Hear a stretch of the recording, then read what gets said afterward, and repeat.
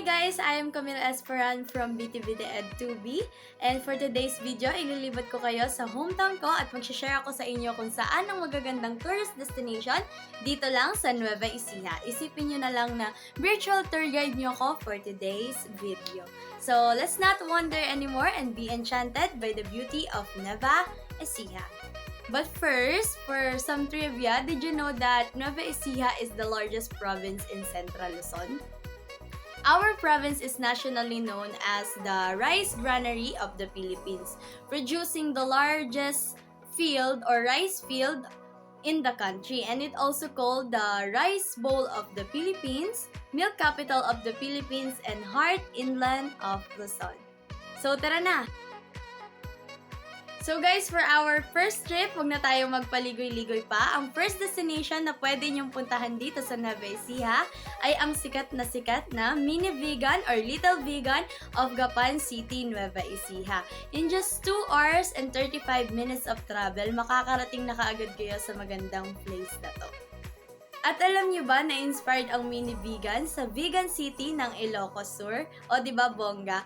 Pwedeng-pwede kayong maglibot, mag-selfie, mag-food trip at sumakay sa napakalaki nilang Ferris wheel kasama ang inyong family at barkada. At syempre, huwag niyo kakalimutan na dumaan sa Old Church ng Gapan for more blessings ngayong 2024. So for the next destination na pwede niyong libutan dito sa Nueva Ecija ay ang famous Pantabangan River and Dam. In just 3 hours and 20 minutes of travel, makikita niyo na ang napakagandang tanawin ng ilog na to. At alam niyo ba that this place was discovered on November 30, 1645 by Father Juan Alonso de Abarca, an Augustinian priest or pare po siya, na nadestino or nagkaroon ng mission dito sa Pilipinas. O diba? Spanish yarn? Ang ganda ba naman ng view na to? Mapapadayo at mapapadayo ka talaga. Kaya guys, isama nyo na yan sa travel list nyo. At pangatlo, sa pwede kong mai-suggest sa inyo na pwede nyong libutan dito sa Nueva Ecija ay ang kilalang kilala sa buong Pilipinas na Minalungaw National Park. O kita nyo, bukod sa napakagandang views, may mga rock formation din yan na pwede nyong aurahan. At syempre, Instagrammable at aesthetic talaga lahat yan. Hep trivia muna tayo. This park covers an area of 2,018 hectares. Syempre, nasa gitna niyan ang Peñaranda River na napapaligiran naman ng up to 16 meter high na mga limestone walls in the foothills of Sierra Madre Mountain Range. Alam nyo ba na marami kayong pwedeng itry na gawin dyan? Like yung bamboo rafting, swimming, yung zipline nila, at pwede rin kayong mag-explore sa loob ng mga cave, at syempre pwede kayong mag-trekking at mountain climbing. Kaya ayain nyo na yung mga pamilya nyo, friends nyo, pati bebe mo, or kahit nga yung ka-situationship mo pa para magka-label na kayo. Sure!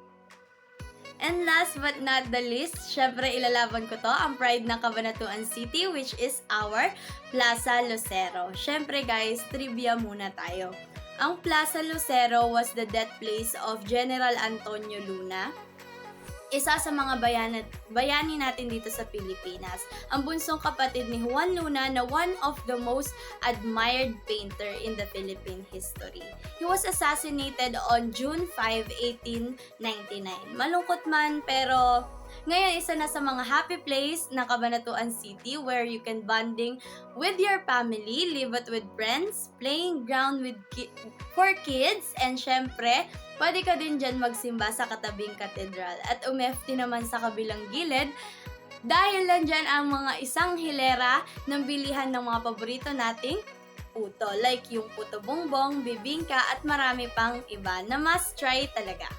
So ayun guys, we are done for our last destination dito, pero sinasabi ko sa inyo, hindi lang yan. Napakarami pang tourist destination na pwede niyong puntahan dito sa Nueva Ecija.